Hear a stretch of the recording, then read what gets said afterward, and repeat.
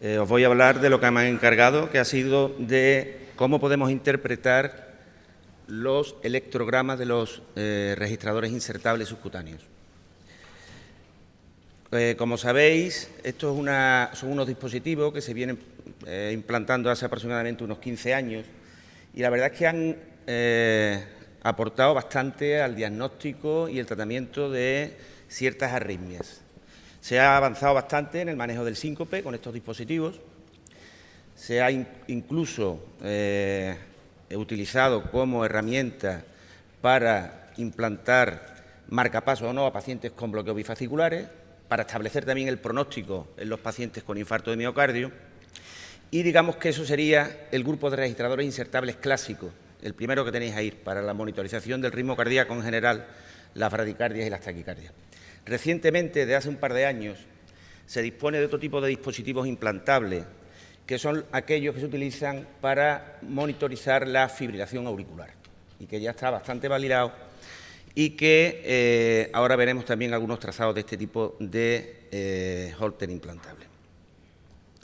Bien, el funcionamiento del dispositivo no es un desfibrilador, por supuesto, y por tanto todas estas cosas que nos han contado de los desfibriladores, la aportación de los electrogramas, etcétera, imaginaros que no puede, como es lógico, ser igual.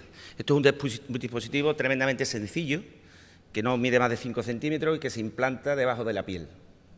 Digamos que es como si fuese una precordial colocada fija dentro de la piel. Lo que ocurre es que no es una monopolar, es una derivación bipolar. Y con la derivación bipolar esta, nosotros tenemos que aviarnos para interpretar los electrogramas que vamos a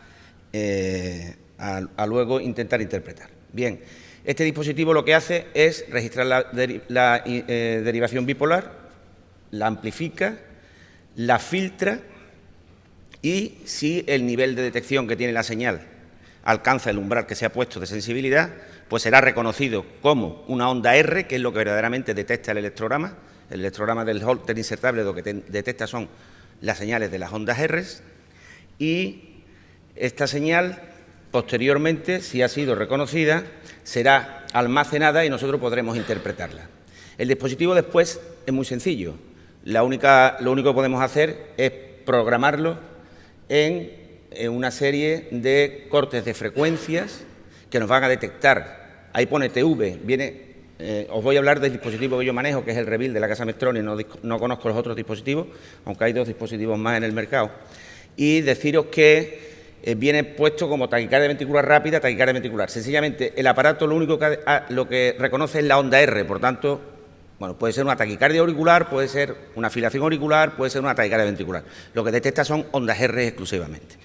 Nosotros podemos programar gamas de frecuencia cardíaca, números de latidos que tiene que detectar y con eso pues hacemos nuestra programación del dispositivo, del Holter insertable. Después los parámetros de programación adicionales son tremendamente sencillos, lo único que podemos programar es un cegamiento para que no haya un oversensing de la onda R misma o de la onda T y ciertos criterios de estabilidad, nada más. Con esto nos la tenemos que aviar para el diagnóstico de los electrogramas. Otra limitación importante que tienen estos dispositivos es que almacenan lógicamente un material que es efímero, que tiene una limitación en tiempo. ¿Qué va a ocurrir? Que pues vamos a encontrarnos con que en ocasiones va a haber episodios que a lo mejor los electrogramas se han borrado y no pueden ser luego analizados. Tendremos que aviárnoslas con otra serie de datos que nos va a dar el aparato, pues podremos también interpretar si lo que estamos teniendo es una arritmia del tipo que estamos buscando. Digamos que vienen a almacenar unos 49 minutos y medio, la mitad prácticamente son episodios automáticos, según lo hayamos programado, y la otra mitad es una activación manual que el paciente puede activar cuando tiene el síntoma que nosotros le hemos indicado que tiene que activar el aparato. Ya veremos que eso habitualmente siempre se activa y nunca tiene nada. Bien, la experiencia con el Revil XT es mucho más novedosa y, aparte de lo que ya estamos viendo que tienen el resto de los dispositivos de los Revil normales, los Revil DX o los antiguos Revil Plus, este aparato incorpora otro algoritmo más. Es el mismo aparato, pero incorpora otro algoritmo más que es un algoritmo de detección de la irregularidad de las RR que está sensando. de los ciclos que está sensando. Si por un algoritmo, se llama el algoritmo de Lorentz, un poquito complejo para contar aquí ahora, detecta que el ritmo es irregular, da esa nube de puntos irregular que da ahí y lo detecta como una fibrilación auricular si el episodio ha durado más de 2 minutos. Si, por el contrario, no es irregular, pues lo dará como lo agrupa como, en ese caso, un flutter, como veis ahí, como un ritmo regular y la nube de puntos no está dispersa. Así es como funciona.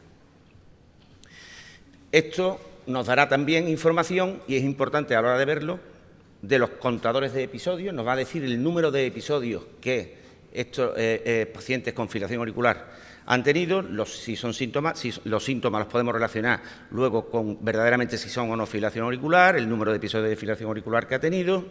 Podemos analizar la duración completa del episodio, la duración completa desde el inicio hasta el fin, la frecuencia media. Podemos también ver el número total de episodios, la duración que ha tenido cada uno. Veis cómo se agrupan por horas, se agrupan por días, si duran más de 72 horas, si duran más de 48, si ya es una FA persistente. Y lo más importante de todo, lo que es la carga de fibrilación auricular, que es el tiempo que el paciente está en fibrilación auricular a lo largo del día, día a día, y nos lo agrupa en porcentaje de tiempo, dependiendo del tiempo en el que nosotros analizamos el Holter insertable. Bien, ¿qué arritmias pueden ser detectadas por un dispositivo insertable subcutáneo de monitorización continua? Bueno, pues digamos que los falsos positivos son tan importantes que las he dividido en verdaderas y falsas. Es decir, tenemos que tener en cuenta que esto no es un desfibrilador, que es un aparato subcutáneo que se desplaza, se mueve y, por tanto, podemos tener muchos falsos positivos. No podemos hacer caso exclusivamente a lo que nos dicta la lectura del episodio. Tenemos que analizar siempre episodio por episodio con una serie de cosas que vamos a ver ahora. Bueno, pues va a detectar bradicardia, va a detectar asistolia, fibrilación auricular, taquicardia auricular, ventricular y fibrilación ventricular. Todo lo que sea sensar la onda R de la derivación bipolar precordial que tenemos. Y después las activaciones falsas, que pueden ser por undersensing y que te den falsas bradicardias y asistolias. Más de un marcapaso se puede poner por este motivo. Y taquicardias. Oversensing, ruidos y extrasístoles son los más frecuentes. ¿Qué es necesario para para interpretar los registros? Hay que hacer una combinación de 3 cosas, aparte de los síntomas que te cuenta el paciente. Por un lado, los electrogramas, que ya hemos visto por el doctor Cano, son parecidos a los electrogramas que pueden tener los desfibriladores, pero con más limitaciones. Por otro lado, la nube de puntos de intervalos tiempo, que es muy importante a la hora de leer la lectura del episodio. Y después echar cuenta al canal de marca, que es lo que verdaderamente te está reconociendo el dispositivo. Como todos los canales de marca, pues vienen unas iniciales donde el evento en ese momento está situado en el sitio donde está la inicial del evento, y tenemos que ver si es un evento sensado correctamente, si es asistolia, si no es asistolia, si es bradicardia, si es taquicardia, etcétera, por el canal de marcas habitual. Ejemplos. Un braditaqui. Lo veo mal. Bien. Esto es un paciente con una fibrilación auricular. Fijaros qué hace. Se detecta una pausa. Después viene en el canal de marcas atrial asistolia detectada, en español, asistolia detectada, y te da una lectura de, como estaba programado, en 3 segundos, de que estuviese sin actividad de la onda R, pues considera que el enfermo ha tenido una asistolia de 3 segundos, más de 3 segundos, y por tanto lo da como asistolia. Fijaros este otro caso de asistolia. Veis cómo, en primer lugar, aparecen unos artefactos que es claramente ruido. Este ruido se produce habitualmente porque hay una pérdida de contacto entre el dispositivo y la piel y se desplaza el dispositivo. Entonces, pues aparece ruido. Bueno, pero aparte del ruido, que está señalado ahí con una flecha, empieza la asistolia. La asistolia es detectada, como veis ahí a la izquierda, y la da ya como asistolia detectada, es decir, ha pasado 4 segundos y fijaros, después viene una B, la B es de bradicardia. Es decir, considera que ese artefacto que aparece ahí es una onda R, cuando es un ruido. Después aparecen otros 2 artefactos, lo veis ahí, que es claramente ruido, que lo da también como bradicardia e incluso un sensado ventricular.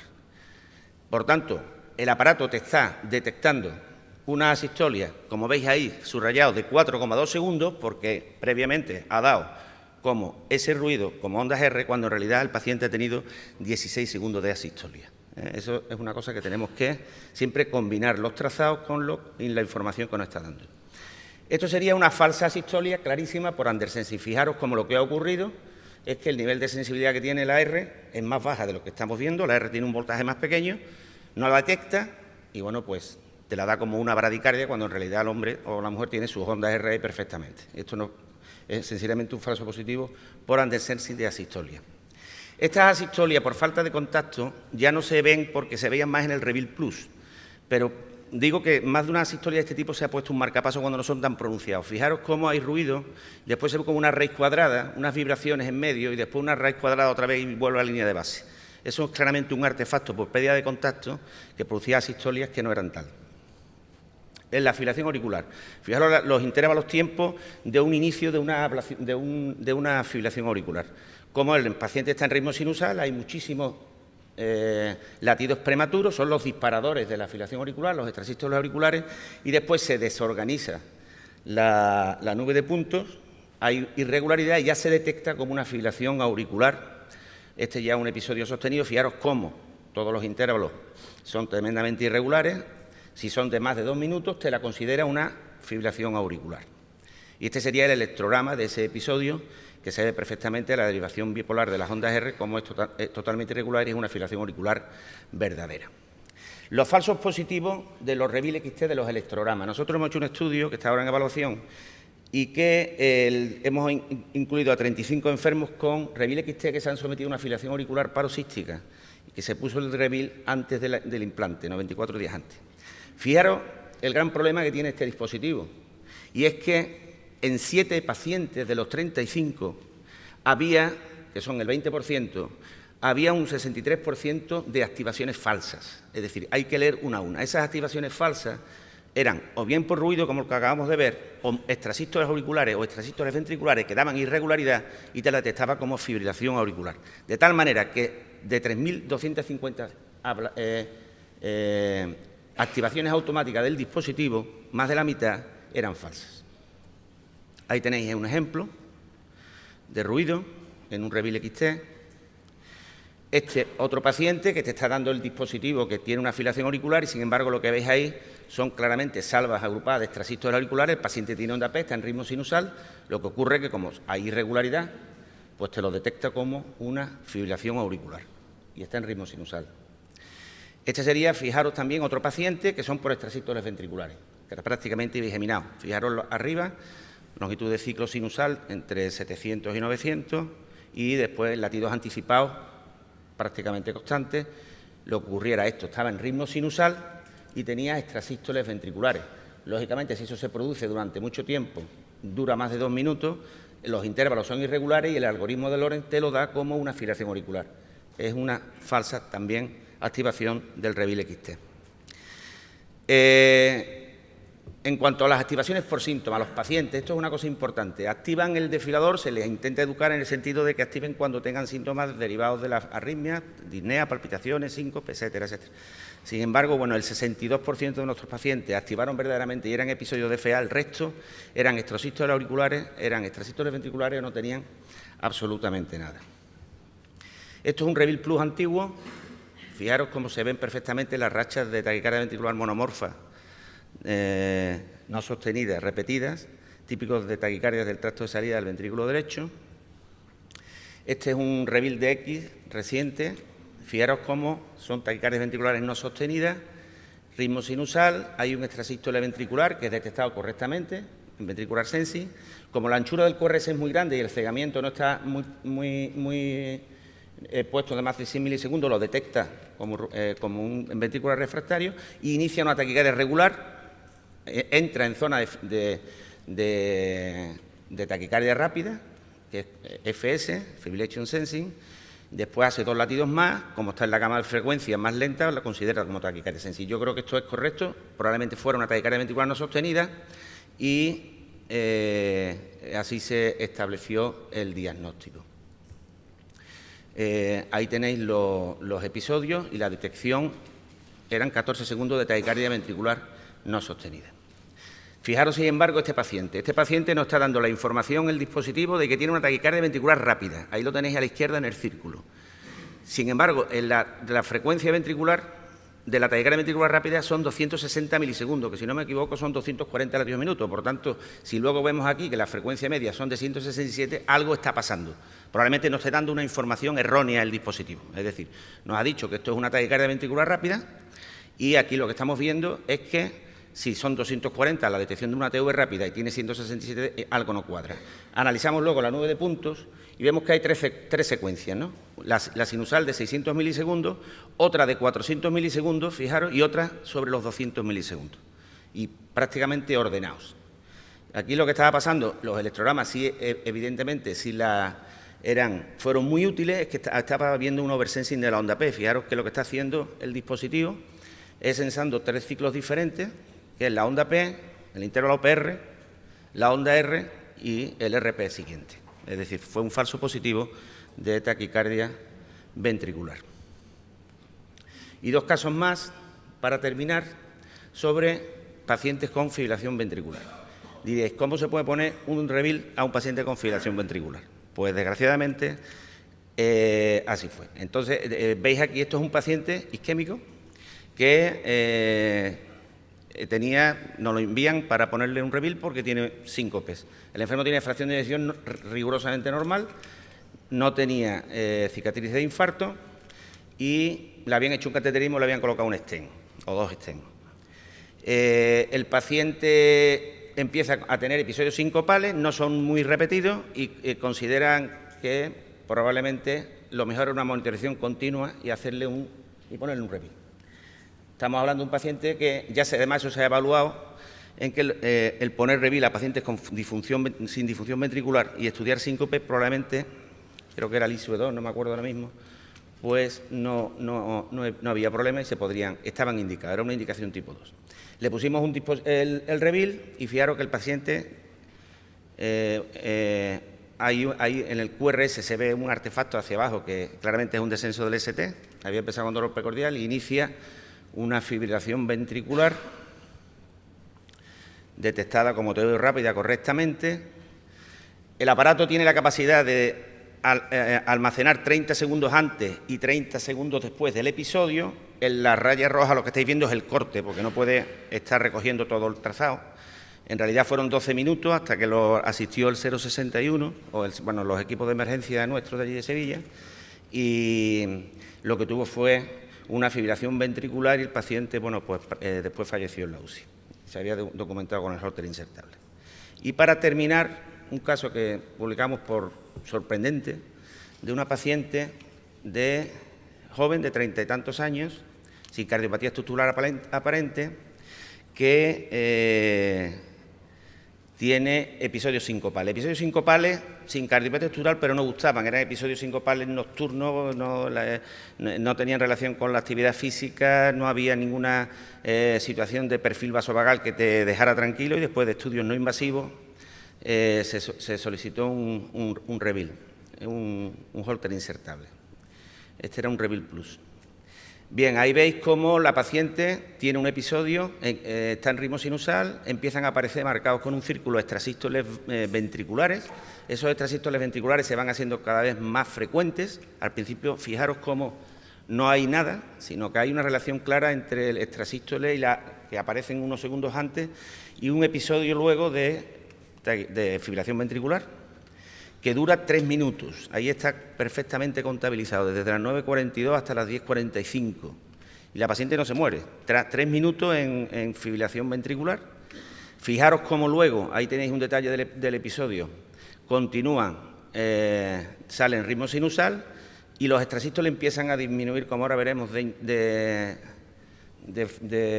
empiezan a desaparecer. Es decir, aquí tenéis un detalle del episodio, como esos extrasístoles ventriculares, que son los disparadores de la fibrilación ventricular idiopática.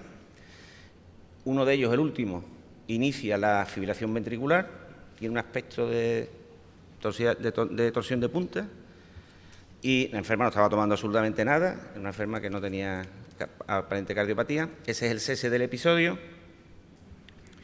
Y fijaros cómo ya al final los extrasístoles ventriculares desaparecen y hay y queda en ritmo sinusal estable. La paciente se recupera, le pusimos después un desfibrilador, le pusimos beta bloqueante y lleva 5 años que no ha tenido ni un solo episodio de arritmias de este tipo.